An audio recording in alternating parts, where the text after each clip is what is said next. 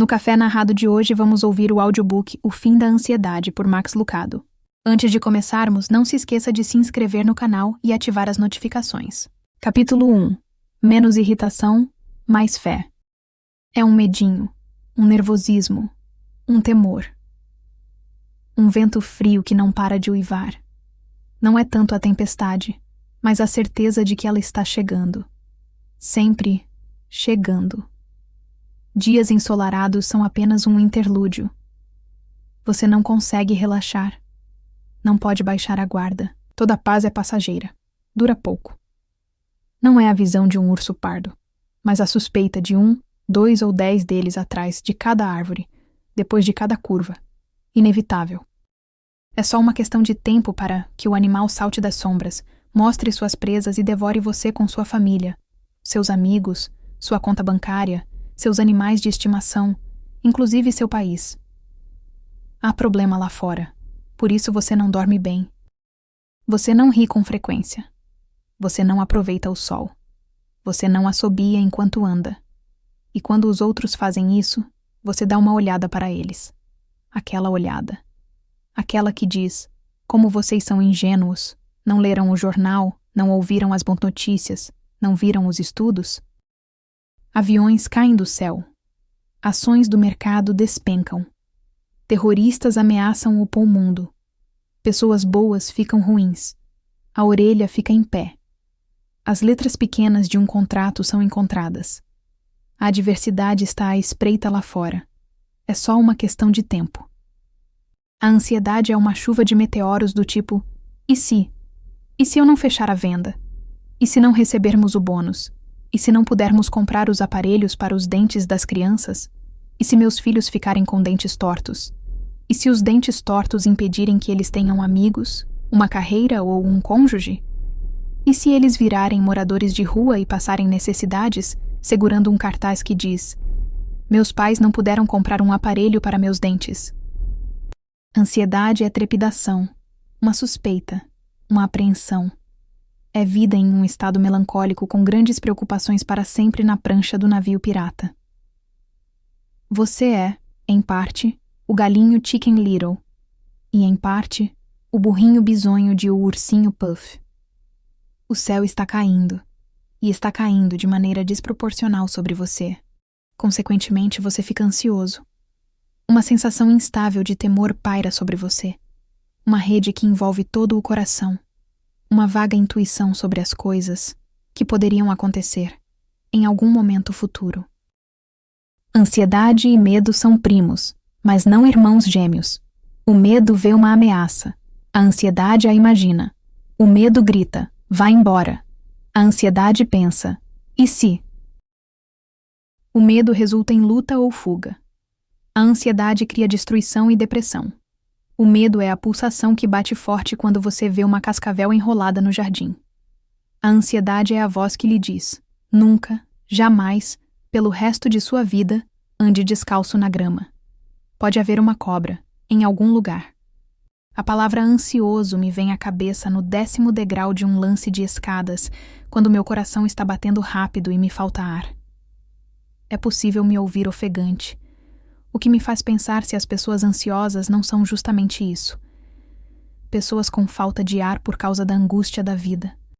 Um havaiano certa vez me contou sobre a origem do nome que os ilhéus usam para se referir a nós, não havaianos. Haole. Haole é uma palavra havaiana para sem fôlego. O nome passou a ser associado com os imigrantes europeus da década de 1820. Embora existam várias explicações para esse termo, gosto da que ele me deu. Nossos antepassados pensavam que os colonos sempre estavam com pressa para fazer plantações e construir portós e fazendas. Para os havaianos, era como se eles estivessem com falta de ar. A ansiedade, com certeza, leva nosso fôlego. Quem dera fosse só isso. Ela também leva nosso sono, nossa energia e nosso bem-estar. Não se irrite, isso só leva ao mal, escreveu o salmista, Salmos 37:8. Prejudica o pescoço, a mandíbula, as costas e os intestinos. A ansiedade pode transformar-nos em pretzels emocionais. Pode fazer os olhos tremerem, a pressão arterial subir, a cabeça doer e as axilas suarem. Para ver as consequências da ansiedade, leia sobre metade das doenças em um livro de medicina. Ansiedade não é brincadeira. É provável que você ou alguém que você conhece esteja lutando seriamente contra a ansiedade.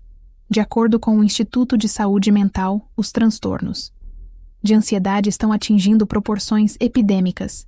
Dentro de pouco tempo, quase 50 milhões de norte-americanos sentirão os efeitos de um ataque de pânico, de fobias ou de outros transtornos de ansiedade. Sentiremos um aperto no peito, náusea e tontura.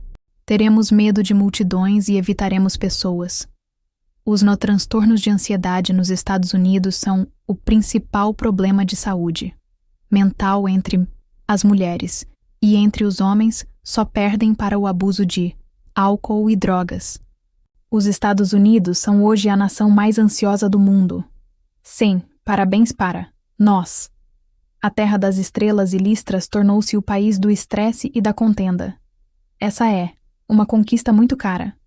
Doenças relacionadas ao estresse custam ao país 300 bilhões de dólares todos os anos em contas médicas e perda de produtividade, enquanto nosso consumo de calmantes continua a disparar. Só entre 1997 e 2004, os norte-americanos dobraram seus gastos com ansiolíticos como Xanax e Valium, de 900 milhões de dólares para 2,1 bilhões de dólares. O Journal of the American Medical Association citou um estudo que indica um aumento exponencial de depressão. Pessoas de cada geração do século XX têm 3 vezes mais chances de sofrer de depressão do que as da geração anterior. Como isso é possível? Nossos carros são mais seguros do que nunca. Regulamentamos os alimentos, a água e a eletricidade. Embora ainda haja gangues nas ruas, a maioria dos norte-americanos não vive sob o perigo de um ataque iminente. Contudo, se preocupação fosse uma modalidade olímpica, seríamos medalha de ouro. Cidadãos de outros países, ironicamente, desfrutam de mais tranquilidade, pois experimentam 1/5 dos níveis de ansiedade dos norte-americanos, a despeito de terem menos necessidades básicas de vida. Além disso, quando imigram para os Estados Unidos, esses cidadãos menos ansiosos de países em desenvolvimento tendem a ficar tão ansiosos quanto os norte-americanos. Na faculdade, nossos filhos estão sentindo isso também. Em um estudo que envolveu mais de 200 mil calouros, os estudantes relataram o menor índice já visto em saúde mental e estabilidade emocional em geral. Como mostra o psicólogo Robert Leahy, a criança média hoje exibe o mesmo nível de ansiedade do paciente psiquiátrico da década de 1950. As crianças têm mais brinquedos, roupas e oportunidades do que nunca, mas assim que saem de casa, estão extremamente inseguras. Estamos tensos. Por quê? Qual é a causa de nossa ansiedade? Mudança, para citar um exemplo. Pesquisadores especulam que o ambiente e a ordem social do mundo ocidental mudaram mais nos últimos 30 anos do que nos últimos 300. Pense no que mudou. Tecnologia, a existência da internet, cada vez mais advertências sobre aquecimento global, guerra nuclear e ataques terroristas. Mudanças e novas ameaças são trazidas para a nossa vida em intervalos de poucos segundos, graças a smartphones, TVs e telas de computador. Na geração de nossos avós, a notícia de um terremoto no Nepal chegaria ao mundo alguns dias depois. Na época de nossos pais, o noticiário da noite transmitia a catástrofe. Agora, é uma questão de minutos. Mal digerimos uma crise e já ficamos sabendo de outra. Além disso, andamos mais rápido do que nunca. Nossos antepassados viajavam até onde um cavalo ou camelo podia levá-los durante a luz do dia. E nós? Nós mudamos de fuso horário como de uma rua para outra no bairro. Nossos bisavós tinham de desligar os sensores cerebrais quando o sol se punha. E nós? Nós ligamos o noticiário da TV a cabo, abrimos o laptop ou sintonizamos no telejornal mais recente. Durante anos, tive um encontro marcado com o noticiário das 22 horas. Nada como pegar no sono com notícias de assassinatos e catástrofes fresquinhas no cérebro. E o que dizer dos 10 aos pessoais? Você ou alguém que você conhece está sofrendo a execução de um bem, lutando contra o câncer, enfrentando um divórcio ou lutando contra um vício. Você ou alguém que você conhece está falido, quebrado ou sem ter o que fazer. Sem exceção, estamos ficando mais velhos. E com a idade, vem uma série de mudanças. Minha esposa encontrou um aplicativo que calcula a idade de uma pessoa ao avaliar uma foto do rosto dela. Ele errou a idade de Denalen, deixando-a 15 anos mais nova. Ela gostou. Ele errou a minha, deixando-me 5 anos mais velho. Então, rezei o teste. Ele acrescentou mais 7, depois 10. Então parei antes que ele me declarasse morto. Alguém poderia pensar que os cristãos estariam isentos de preocupação, mas não estamos. Fomos ensinados que a vida cristã é cheia de paz, e quando não temos paz, pensamos que o problema está dentro de nós. Não só nos sentimos ansiosos, mas também nos sentimos culpados em relação à nossa ansiedade. O resultado é uma espiral descendente de preocupação, culpa, preocupação, culpa. Isso é o suficiente para levar uma pessoa à cara ansiosa e para nos fazer pensar se o apóstolo Paulo havia perdido a noção da realidade quando escreveu: "Não andem ansiosos por coisa alguma." Filipenses 4:6. Estejam ansiosos por menos. Teria sido um desafio suficiente. Ou, estejam ansiosos somente às quintas-feiras. Ou, estejam ansiosos somente em tempos de séria aflição. Mas Paulo não parece nos dar nenhuma carta branca aqui. Não estejam ansiosos por coisa alguma. Por nada. Nadinha. Foi isso que ele quis dizer? Não exatamente. Ele escreveu a expressão no tempo presente ativo, o que implica um estado contínuo. É da vida de ansiedade constante que Paulo queria tratar.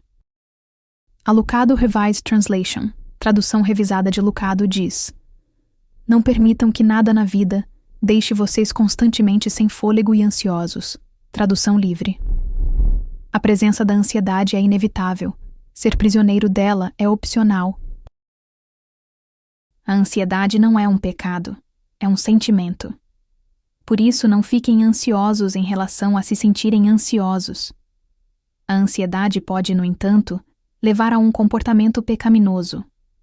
Quando anestesiamos nossos medos com comida ou bebida, quando despejamos raiva como o vulcão Krakatoa, quando vendemos nossos medos para alguém que irá comprá-los, estamos pecando.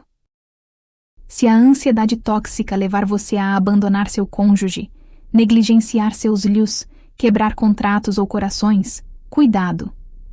Jesus deixou esta palavra: tenham cuidado para não sobrecarregar o coração de vocês de ansiedades da vida. Lucas 21:34. Se seu coração estiver sobrecarregado de preocupação, procure estes sinais. Você está rindo menos do que ria antes? Você vê problemas em cada promessa? Aqueles que o conhecem bem iriam descrevê-lo como uma pessoa cada vez mais negativa e crítica? Você acredita que algo ruim vai acontecer? Você dilui e minimiza boas notícias com doses de sua versão da realidade? Em muitos dias, você preferiria ficar na cama a se levantar? Você aumenta o aspecto negativo e descarta o positivo? Se tivesse a oportunidade, você evitaria qualquer interação com a humanidade pelo resto da vida? Se respondeu sim à maioria dessas perguntas, tenho um amigo que desejo apresentar a você. Na verdade, tenho um versículo bíblico para você ler. Leio essas palavras com tanta frequência que já nos tornamos amigos. Eu gostaria de indicar essa passagem para o Hall da Fama das Escrituras. A mesma parede do museu que contém as palavras emolduradas do Salmo 23, do Pai Nosso e de João 3,16, também deveria exibir Filipenses 4:4-8. Alegrem-se sempre no Senhor. Novamente direi: alegrem-se. Seja a amabilidade de vocês conhecida por todos. Perto está o Senhor. Não andem ansiosos por coisa alguma, mas em tudo, pela oração e súplicas, e com ação de graças, apresentem seus pedidos a Deus. E a paz de Deus, que excede todo o entendimento, guardará o coração e a mente de vocês em Cristo Jesus. Finalmente, irmãos, tudo o que for verdadeiro, tudo o que for nobre, tudo o que for correto, tudo o que for puro, tudo o que for amável, tudo o que for de boa fama, se houver algo de excelente ou digno de louvor, pensem nessas coisas. 5 versículos com 4 admoestações que levam a uma maravilhosa promessa. A paz de Deus, que excede todo o entendimento, guardará o coração e a mente de vocês. Versículo 9. Celebrem a bondade de Deus. Alegrem-se sempre no Senhor. Versículo 8. A Deus peçam ajuda.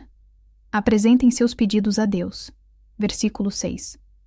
Levem suas preocupações a Ele, com ação de graças. Versículo 6. Meditem em coisas boas. Se houver algo de excelente ou digno de louvor, pensem nessas coisas. Versículo 8. Celebrem. A Deus peçam. Levem. Meditem. CALM. Você poderia ter um pouco de calma? Se sim, você não está sozinho. A Bíblia é o livro de maior destaque no Kindle. O texto de Filipenses 4, 6, 7 é a passagem mais destacada. Aparentemente, todos poderíamos usar uma palavra de conforto. Deus está pronto para dá-la.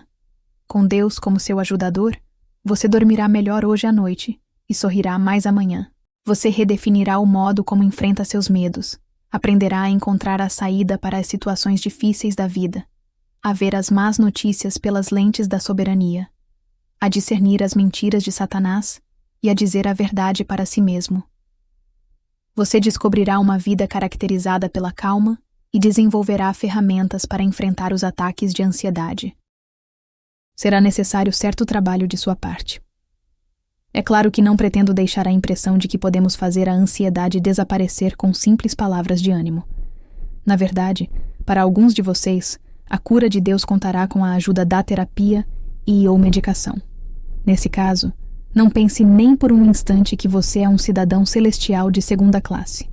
Peça a Deus para levá-lo a um conselheiro ou médico qualificado que vai lhe proporcionar o tratamento de que você precisa. Uma coisa é muito certa. Não é da vontade de Deus que você leve uma vida de constante ansiedade. Não é da vontade dele que você encare cada dia com temor e apreensão.